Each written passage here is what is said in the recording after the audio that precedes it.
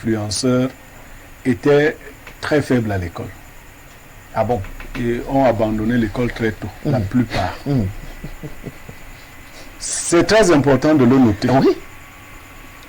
La plupart des TikTokeuses sont des vendeuses de piments quand il n'y avait pas encore le net. L'image vient seulement décupler la connaissance. Le TikTok qu'on vous donne au Cameroun n'est pas le TikTok qu'il y a, par exemple, en Belgique ou en Chine, et ainsi de suite. Nous sommes victimes d'une société dans laquelle on ne protège pas les gens. Même quand les sectes sont entrés, les sectes pernicieux sont entrés au Cameroun, on a eu la chance au début que le président était un musulman, à l'époque, parce que je sais de quoi je parle. Il a empêché aux sectes pernicieuses de s'exhiber et d'attirer grand monde. Après, un catholique est arrivé à la tête de l'État. Chez les catholiques, c'est la liberté. Chacun fait comme il veut. Vous avez commencé à voir sur les plateaux de télé, partout, les gens proposaient des services mystiques aux gens. Il faut dire que l'être humain est constitué d'une cette partie qui est attirée par les choses mystiques. Et dès qu'on voit un esprit faible, on peut facilement l'entraîner. Ce qui s'est donc passé quand le net est arrivé, c'est que l'image a des énergies particulières qu'elle transporte. Être à la télé, c'est déjà influencé. Être sur les réseaux sociaux, c'est influencé. Les gens vous voient au quotidien et la personnalité ou l'image que vous renvoyez à ces gens-là devient votre prison. C'est-à-dire vous apprenez à dire aux gens que vous avez une image particulière. Vous devez donc défendre cette image que vous projetez sur le long terme. Il y a quelqu'un qui a cité Diana Bouli, qui avait des contenus sur les anciens succès d'avant et elle s'habillait. Je veux dire ici que Diana Bouli a été mon élève de terminale au collège Montesquieu. J'étais son professeur de philosophie. Elle était l'élève la plus brillante en philosophie en terminale et en français également. J'ai été très séduit quand j'ai commencé à voir ses premiers contenus. Et Boileautin, j'étais...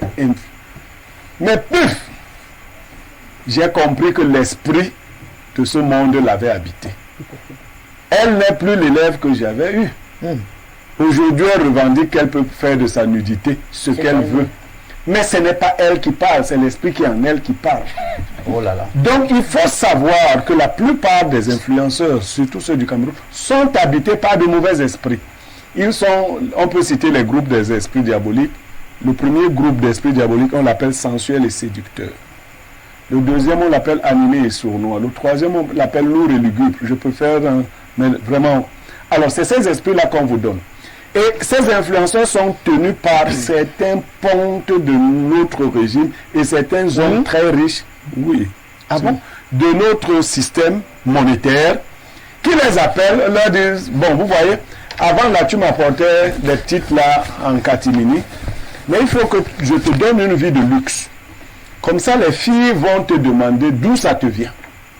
Plus elles vont s'intéresser à la source de ta richesse, mieux on va faire notre réseau.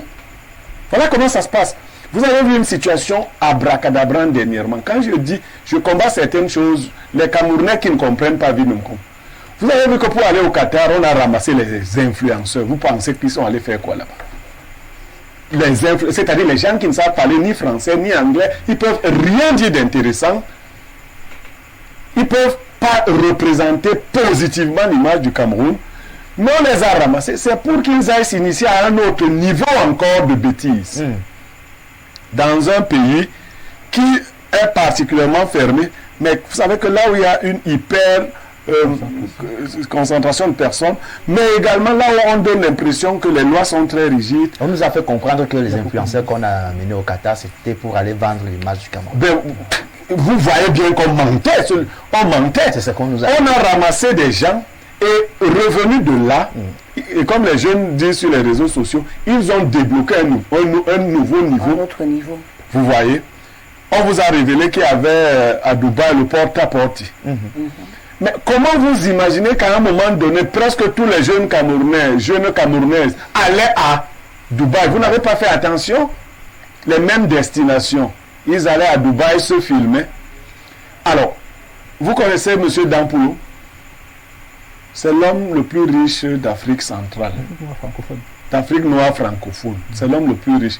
On a aperçu rarement ses vidéos. Il a dit une fois dans une vidéo que l'argent c'est comme les oiseaux, ça n'aime pas le bruit. Quand ça entend le bruit, ça parle. Mais comment vous imaginez que les gens qui prétendent avoir de l'argent parlent d'argent? Pour tous les mystiques qui les voient. Il y a une là, on me dit qu'elle a mis les gens, elle dit que son loyer c'est 1 million de francs.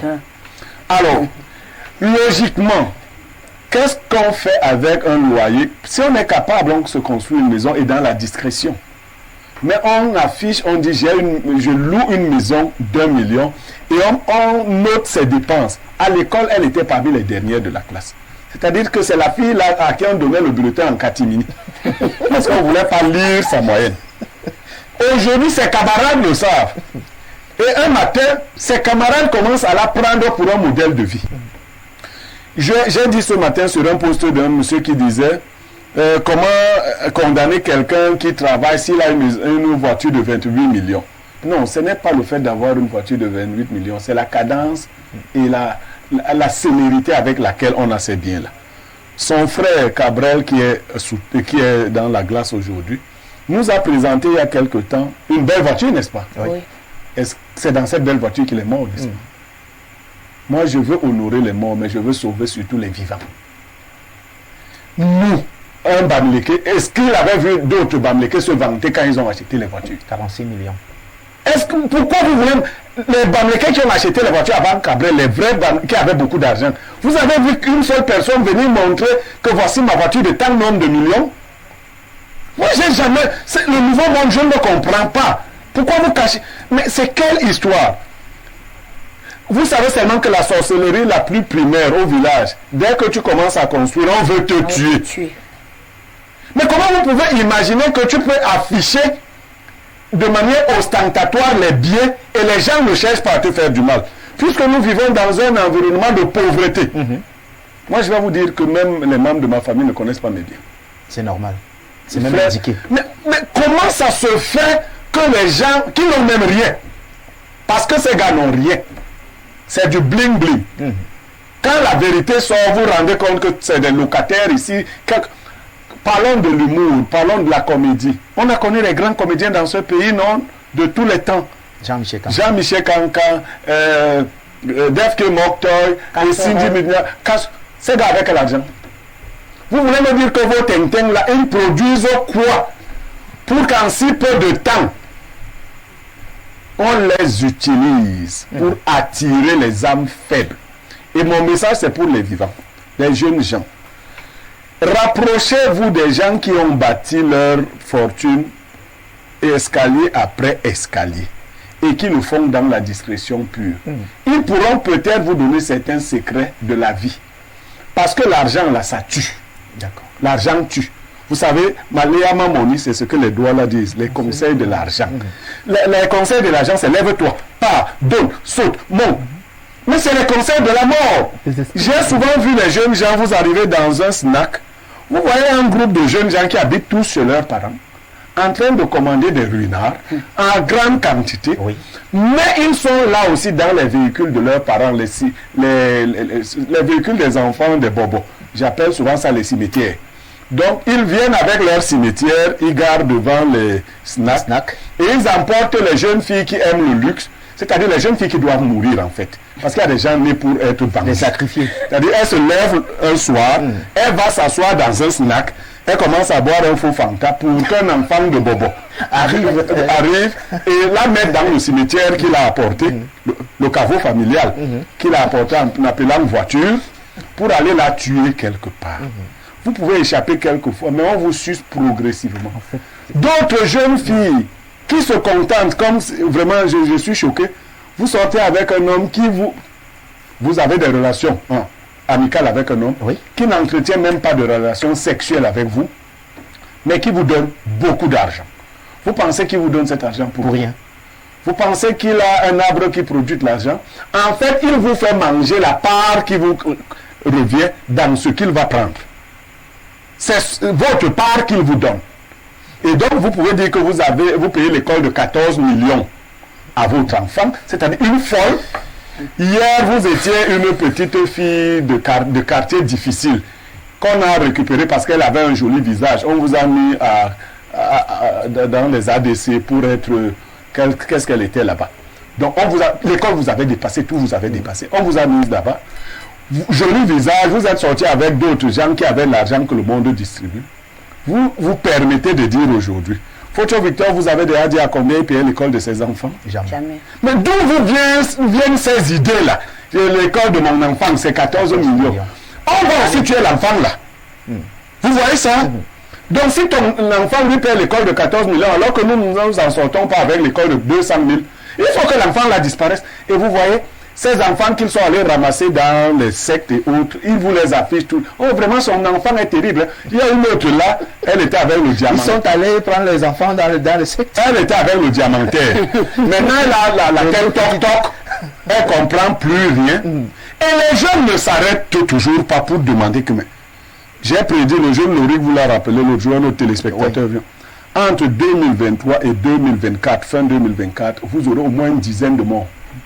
Des influenceurs, au moins, et toujours dans des conditions scabreuses. Voilà. Parce que le programme est là. Le programme de leur mort. Le programme de leur mort est là. Et beaucoup de jeunes enregistrent.